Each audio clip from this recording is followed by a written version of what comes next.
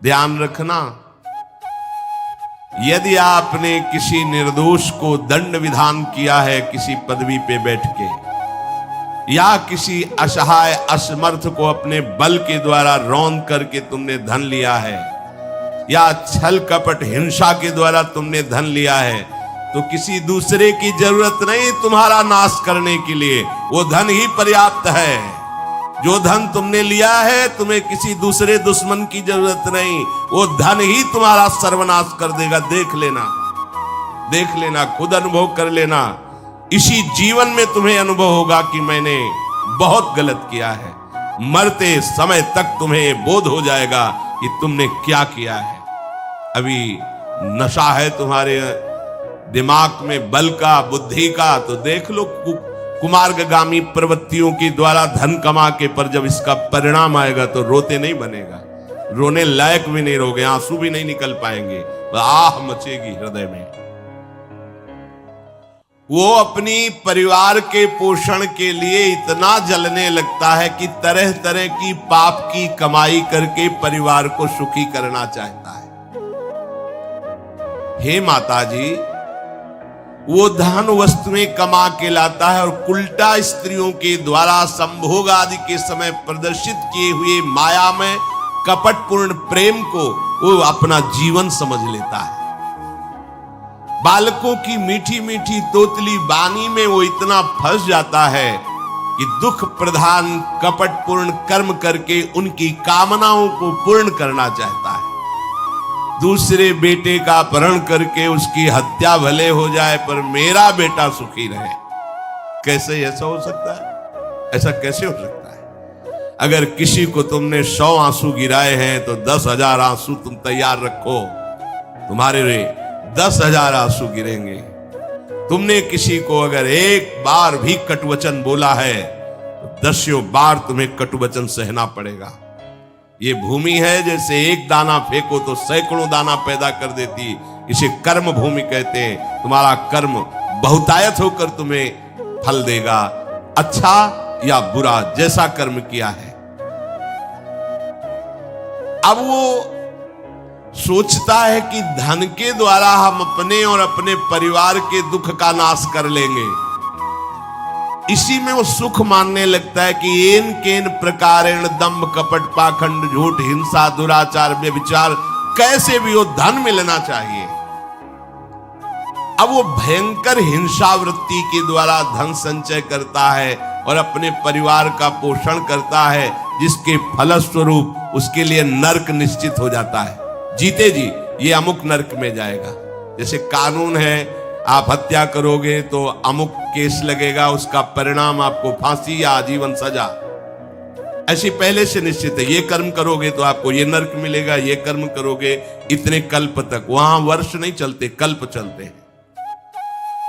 स्वयं तो उनके खाने पीने से बचे हुए जूठे अन्न को खाकर सुख पाना, बच्चे का जूठा, परिवार का अच्छा लगा, मेरा परिवार, और वैसे ही दूसरे परिवार का नाश करके, हिंसा करके वो धन कमाता है।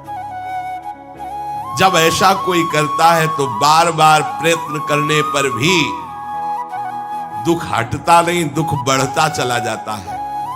लोभवश वो इतना अधीर हो जाता है कि उसे जीवन भार लगने लगा। अब क्या करूं, कैसे करूं?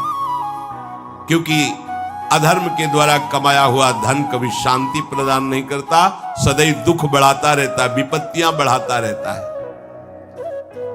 मंद भाग्य, मंद बुद्धि वाला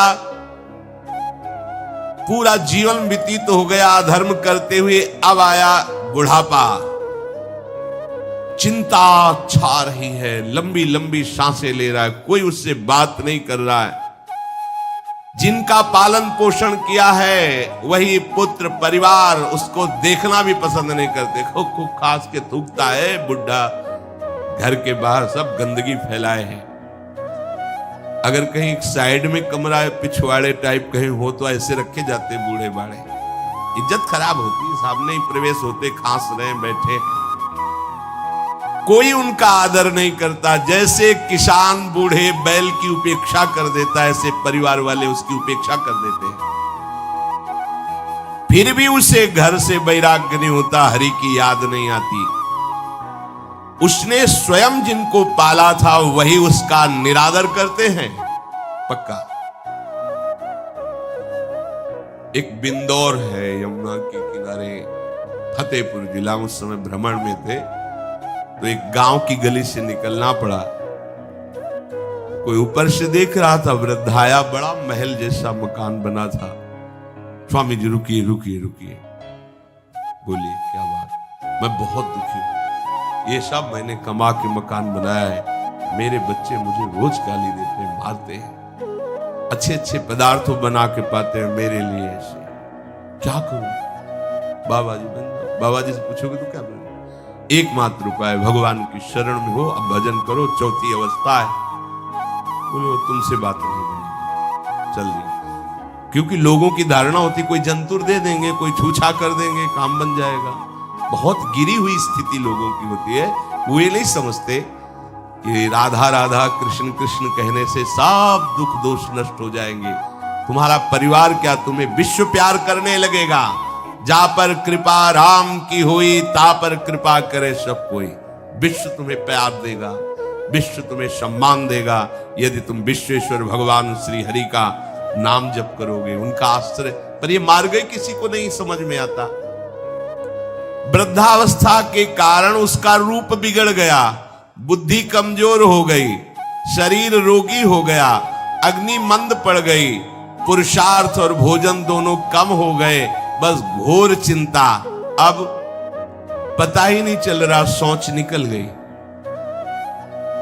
पड़ा है उसी गंदगी में। जब वो रो रो के कहता है ऐसा, पीटते हैं घर वाले, हमने देखा, पीटते हैं, पड़े पड़े, भरपूर भोजन नहीं देते, हगेगा कौन, फेंकेगा इसका, कैसी दुर्गति होती है। इसमें जो शब्द लिखा है, आस्तेव मत्योपन्यस्तम गृहपाल इवाहरन। गृहपाल कहते कुत्ते को, कुत्ते की भांति वो सबके अपमान सहता रहता है और रूखे सूखे टुकड़े खाकर जीवन निर्वाह करता है, फिर भी उसे भगवान की याद नहीं आती। मृत्यु का समय जब निकट आता है तो वायु उत्क्रमण से इसकी पुतलियां चढ़ जाती हैं, श्वास प्रश्वास की नलिकाओं में वायु आना जाना रुक जाता है, कफ भर जाता है।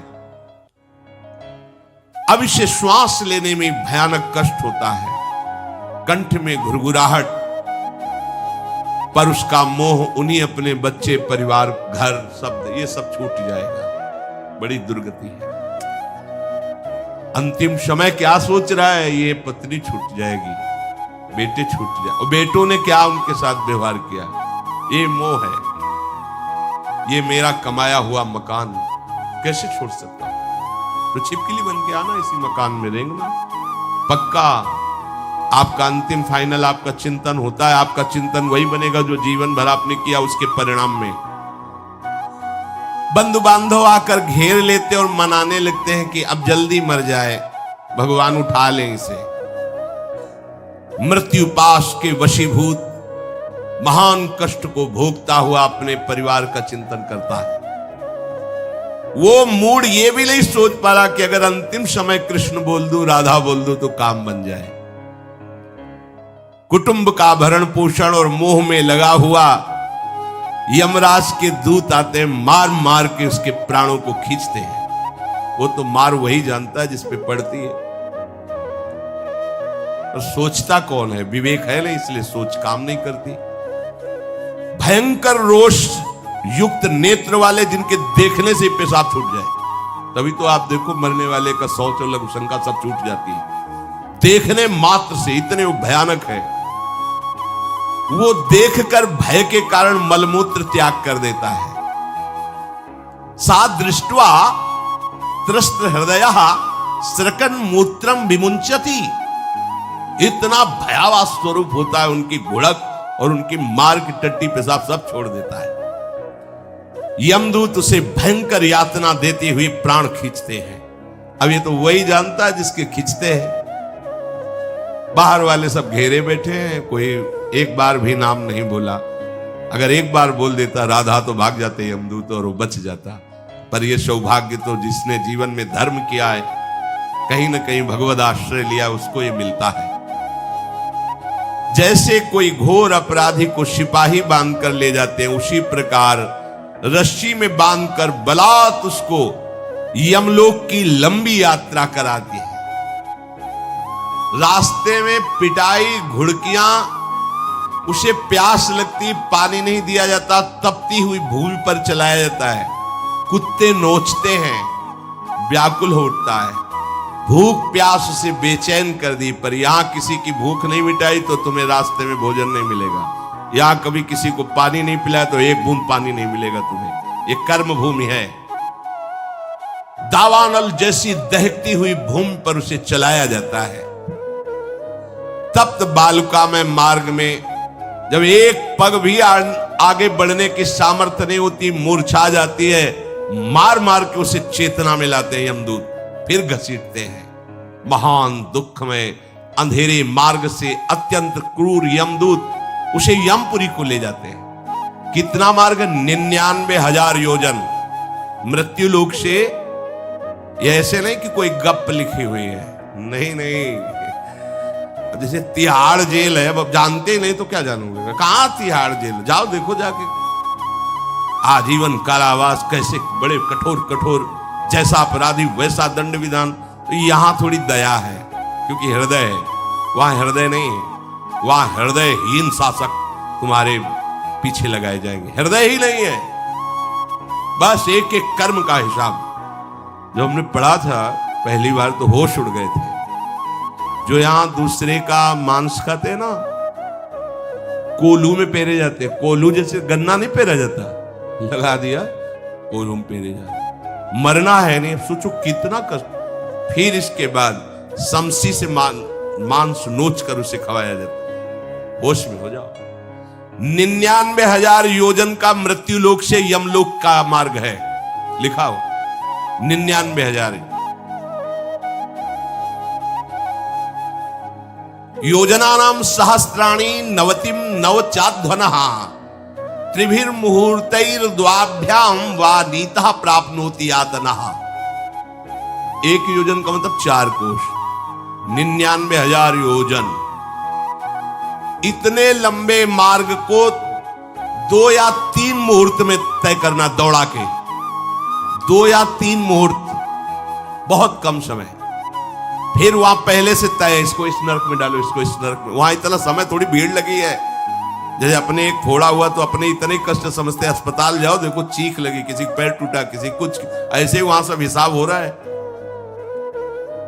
उसको धधकती हुई लकड़ियों में जलाया जाता है, कहीं दूसरों के द्वारा काट काट कर उसको उसका ही मांस खिलाया जाता है।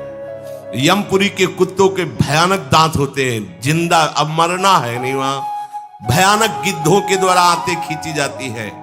यहां सांप, बिच्छू, डांस जिसको मारा है वहां भयंकर रूप रखकर उसका खून पीते हैं। हिसाब है बहुत होश में। यहां तुम किसी के शरीर को काट दो तो मर जाएगा, वहां ऐसा नहीं होता। वहां बार बार काटा जाएगा, मरोगे नहीं, पीड़ा वैसे ही होगी। बड़े भयानक कष्टों को भोगता है। तामिस्त, अंध तामिस्त, रौरव आदि नरकों को भोगता है। हे माता, भगवान कपिल देव जी कहते हैं, जो पुण्य आत्मा लोग होते हैं स्वर्ग आदि में जाकर पुण्य भोगते हैं, लेकिन दोनों को फिर गिरना होता है क्योंकि वो भगवान का भजन नहीं किए, इसलिए पुण्य भोग कर मृत्यु लोक आते हैं, वो पाप भोग कर नरक से मृत्यु लोक आते हैं।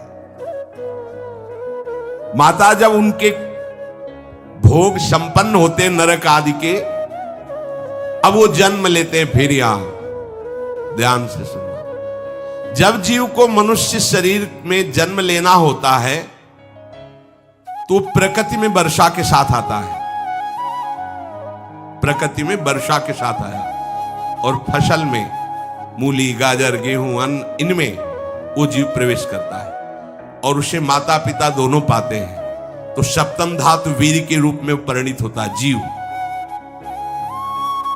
वो वीर कण के रूप में माता के उदर में जब प्रवेश करता है तो एक रात्रि में मां का और पिता का, दोनों का वो जो वीर मिलता है, उस रज और वीर के मिलने से एक कलल सा बनता है। 5 रात्रि व्यतीत होने